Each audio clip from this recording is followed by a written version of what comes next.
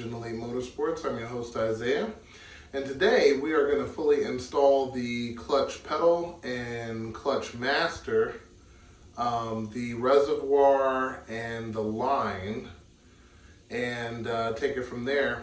We're also going to introduce kinda a new car, I guess you could say, new to us, if anything. So let's dive in. Okay, so we're gonna start from here. So, putting in the clutch pedal on an automatic causes a bit of a problem, as you could see. So, the difference is, if you look up here,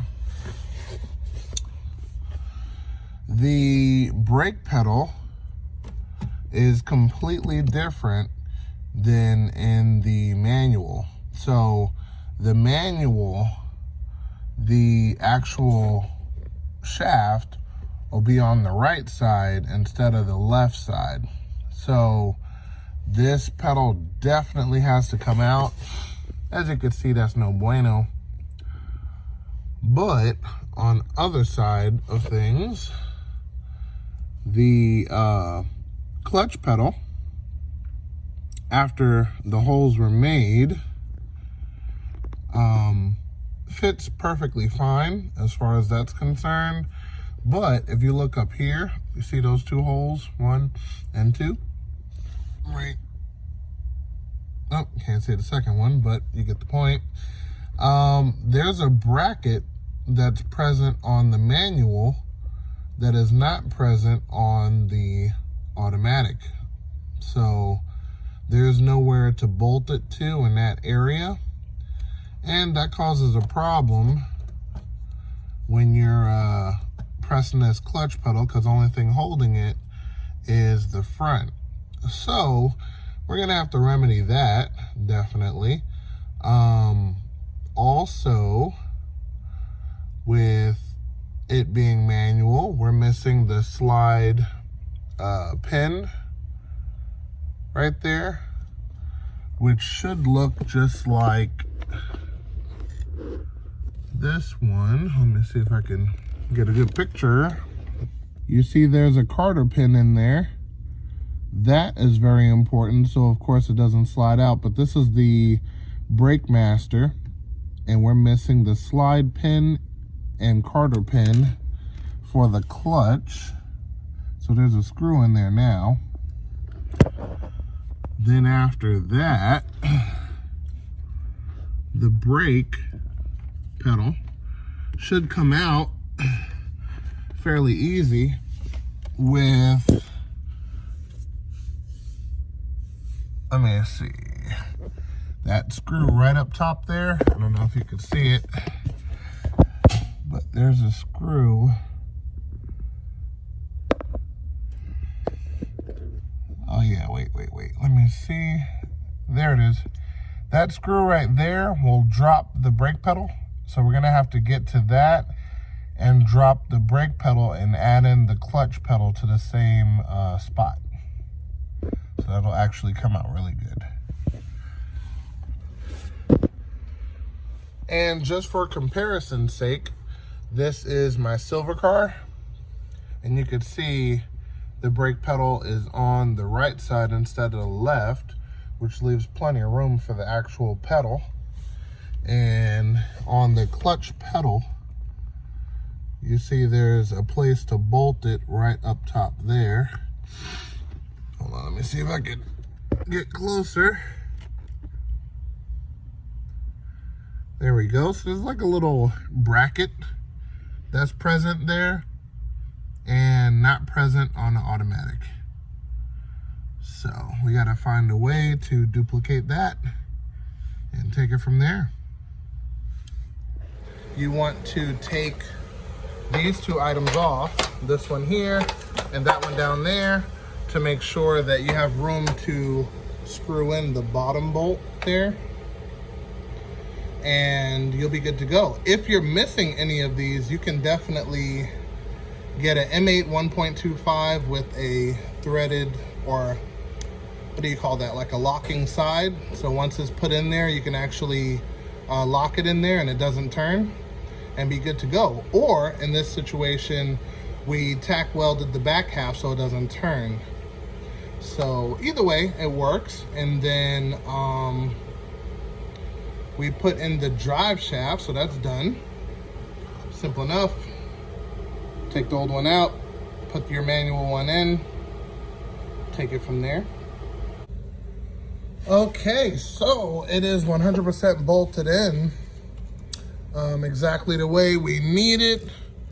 Also, now that it is bolted in, we can add the wire. Then we can add in the brake fluid and the clutch fluid reservoir, and squeeze in some clamps. I don't really think it's necessary, but we're gonna try to see if we could squeeze in some clamps anyway. So we're gonna run this line under, and then we're gonna screw that in from the top. Then we're gonna add in the 2 bolts for this guy, then the 1 bolt for that guy. But yeah, we should be able to slide everything in. I might do it actually reverse because this will be easier to put in without this in the way. So we'll do that, but let me tighten up this clutch line and take it from there. Alrighty, we are done topside. So the reservoir is connected, bolted down fully tight. This brake reservoir is also bolted down nice and tight. And yeah, so now we actually put the drive shaft in. And then we got to do the cross member. So when it pertains to the cross member, we actually have to take this automatic one off of this transmission, mount it up here, and we're gonna have to make some subtle modifications to the transmission in order to get it to fit properly. So besides the speedometer cable, ground, and stuff like that, we're also going to have to modify the transmission mount, which is right here. So we're going to take that off, the nuts, and we're going to put in the new transmission mount with the old cross member and see how far it's off. So stay tuned for that.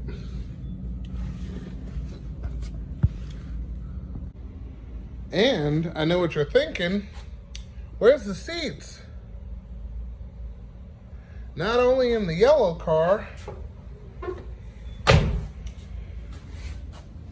but in the silver car, which desperately needs a vacuum. Holy cow. Seats are gone.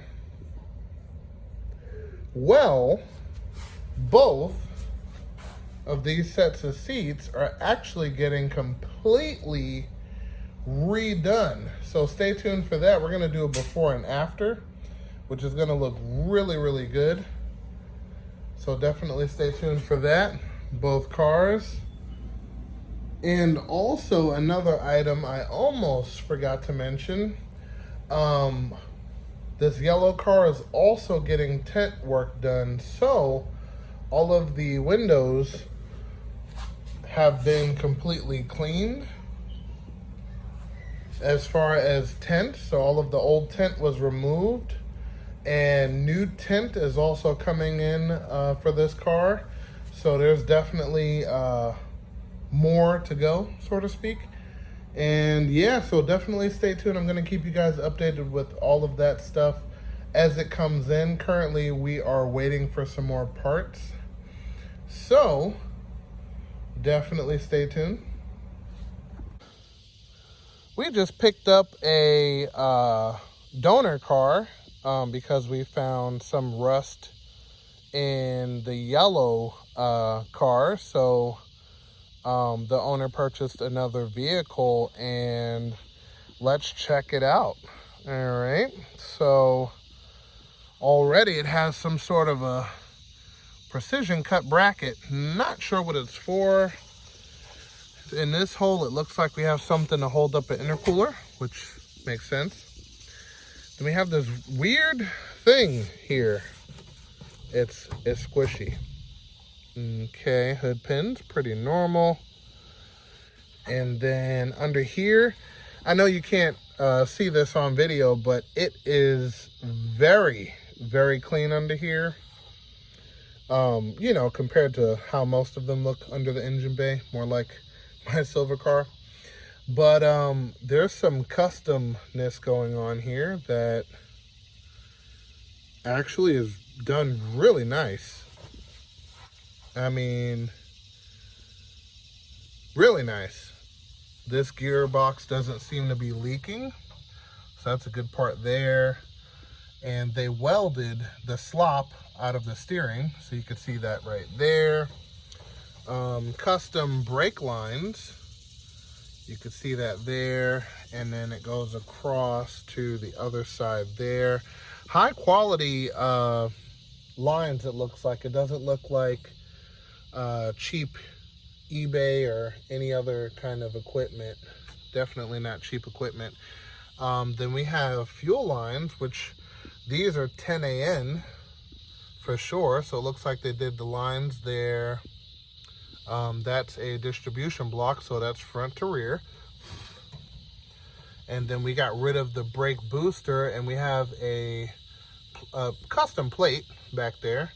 And then we have a brake master, one that is very heavy duty, looks like. And then the clutch master's there. And we have steel braided lines there. This is a beaut. Very nice. Okay. So that's under the hood. And we have wheels. These are 7s and 8s. All right, let's take a look at the inside. Interesting. Oh, all right. Oh, we were going full dragster. Got a full switch panel. Everything's removed, but very nice. Racing steering wheel. Looks like the original column with some modification. We have neatly ran and plumbed wiring. Very nice. And I think we have, no, we don't have windows, so no windows. And then you can see the manual tunnel. It's a lot bigger. We have a drive shaft. That's good. Have an on and off switch. Racing equipment. And then let's see.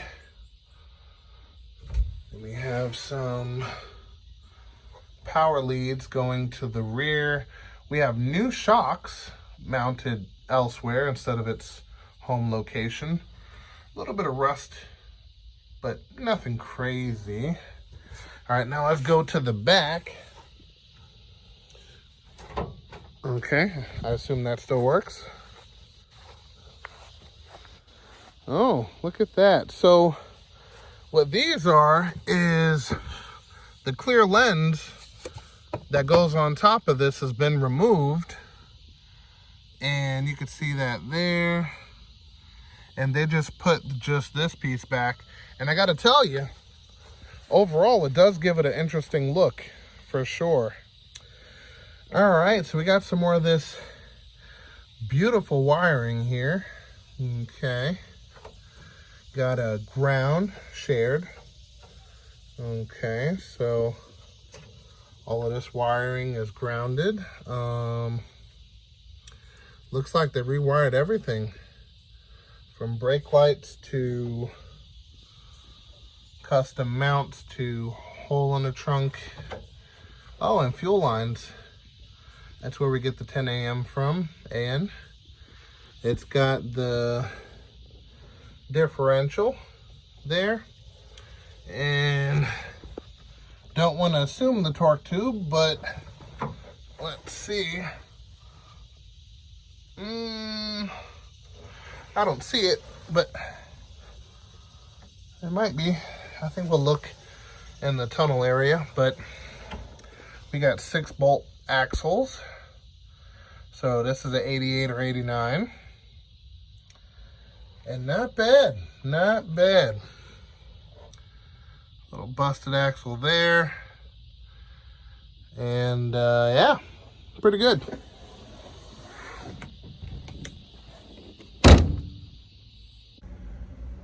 And with that being said, we're gonna call it an episode right there. I hope you guys enjoyed. We definitely have a decent way to go with this car. So if this is the type of things you like to watch, definitely consider subscribing. And remember guys, knowledge is power. So I'll see you guys next episode.